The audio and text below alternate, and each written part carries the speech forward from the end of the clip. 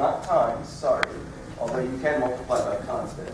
Because if you have times 2, then, we're already in undecidable territory. And you can index it to the sequence. Any first order statement like that, you can just write it down and it will be automatically translated into the set of all n for which this holds. Even more, we can find something called a linear representation for the number of such n. What is a linear representation? It is a product of matrices with a vector on the front and the end, and these particular matrices correspond to the Fibonacci representation of the number n. So, just to give you a quick example, here's the square of length 2m beginning at position I. It's for all j less than m, the letter at position I plus j is the same as the letter at position I plus m plus j. We can also write down a predicate to say that this block is the first occurrence of this block.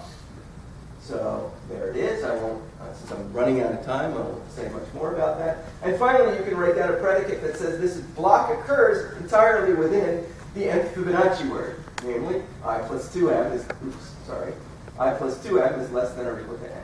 You put all those predicates together, you get the linear representation. From the linear representation, you find a minimal polynomial for the matrices. From the minimal polynomial, you get the roots. From the roots, the fundamental theorem of linear recurrences, you get an expression in terms of the roots, and that gives the same formula that we corrected that was in the paper of Frankel and Simpson. So all purely mechanically, my student is putting the final touches on the software now, so it will be publicly available. If you want to make an assertion and see whether it's true, you just type it in and it will come. So, long live Neil Sloane!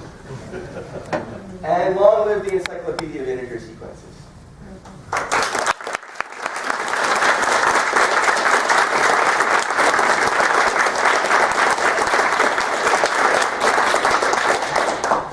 We have about 3 minutes for questions.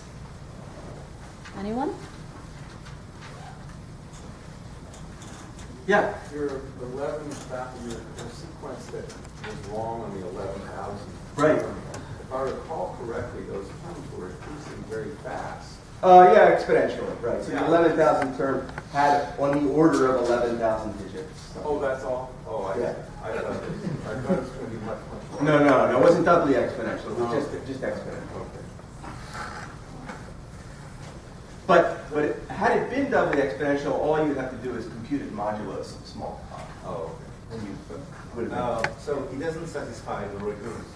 Right. But does it satisfy something else? Nobody knows. It might satisfy a larger recurrence.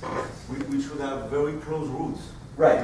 Exactly. Yeah. And so it's going to be, maybe some linear recurrence of order 500 or something, whose roots are very close to. Yeah. So you could do that on various primes. It's going to be easy.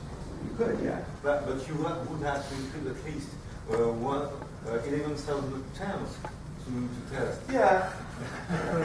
So is there an estimate for the minimal number of tokens? No, nothing. Yeah. Can you put your slides on your homepage? Yes. Waterloo, Yes. Like that? Thank you. Any other questions? Okay, thank you again. Thank you.